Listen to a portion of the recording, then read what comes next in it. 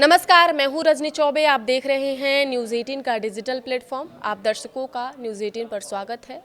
बिहार विधानसभा चुनाव की तारीखों की घोषणा हो चुकी है, लेकिन एनडीए और महागठबंधन दोनों में ही सीटों के बंटवारे पर अंतिम फैसला नहीं हो पाया है।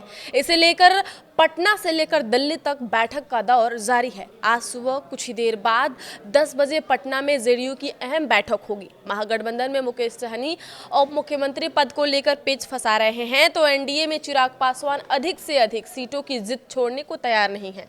वहीं जनसुराज पार्टी आज 100 सीटों के लिए उम्मीदवारों की लिस्ट जारी करेगी।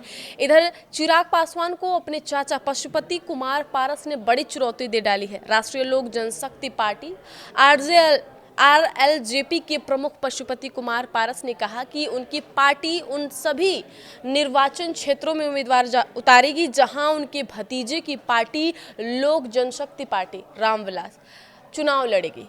पार्टी ने फैसला लिया है कि चिराग द्वारा उतारे गए सभी उम्मीदवारों की करारी हार सुनिश्चित करेंगे। बता दें कि चाचा की पार्टी ने यह फैसला तब लिया है जब चिराग एनडीए में अधिक से अधिक सीट के लिए बार्गेनिंग करने में जुटे हैं। पशुपति पारस के इस बयान ने बिहार की राजनीति में खलबली मचा दी है। देखने वाली बात होगी कि बिहार चुनाव 2025 में ये चाचा भतीजे की जोड़ी क्या कोहराम मचाएगी। बाहरी एकजुटता के प्रदर्शन के बावजूद गठबंधन के भीतर सीटों और उप मुख्यमंत्री के पद को लेकर खींचतान जारी है। राष्ट्रीय जनता दल आरजेडी नेता तेजस्वी यादव को मुख्यमंत्री चेहरा बनाने पर सहमति है, लेकिन मुकेश सहनी खुद को उप मुख्यमंत्री के तौर पर प्रोजेक्ट करने की जिद पर अड़े हैं। हालांकि महागठबंधन से एक नई जानकारी निकलकर सामने आ रही है, जिसके तहत महागठबंधन 3 उप मुख्यमंत्री पद के फॉर्मूलों पर काम कर रहा है।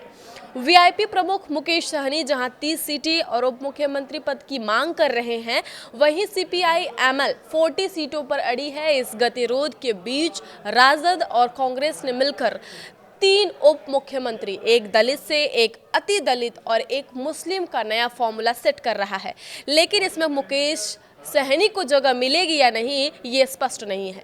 राष्ट्रीय जनता दल आरजेडी आज दोपहर राबड़ी आवास पर अपने उम्मीदवारों के नाम पर अंतिम मुहर लगाने के लिए एक महत्वपूर्ण और अहम बैठक आयोजित कर रहा है। इस बैठक में आरजेडी के राज्य संसदीय बोर्ड और केंद्रीय संसदीय बोर्ड के सदस्य शामिल होंगे। बैठक का मुख्य उद्देश्य है आगामी चुनाव के लिए उम्मीदवारों की सूची को अंतिम रूप देना।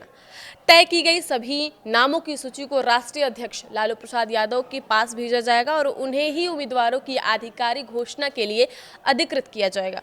आरजेडी प्रवक्ता मृत्युंजय तिवारी के अनुसार सीटों के बंटवारे के साथ ही 3 उप मुख्यमंत्री का वादा दिया जाएगा। संभावित फॉर्मूले के तहत आरजेडी लगभग 125 सीटों पर, जो 2020 की तुलना में 19 सीटें कम हैं।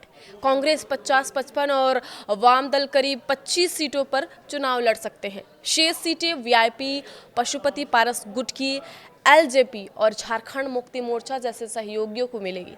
कांग्रेस के सीनियर ऑब्जर्वर आज पटना का दौरा करेंगे। पूर्व मुख्यमंत्री अशोक गहलोत दोपहर 1 बजे पटना पहुंचेंगे। बिहार चुनाव से जुड़ी महत्वपूर्ण रणनीतियों पर चर्चा करने के बाद कांग्रेस के वरिष्ठ नेता शाम 5 बजे पटना में एक प्रेस कॉन्फ्रेंस को संबोधित करेंगे, जहां ये संभावना है कि सीट बंटवारे या चुनावी तैयारियों पर अपना रुख स्पष्ट कर सकते हैं।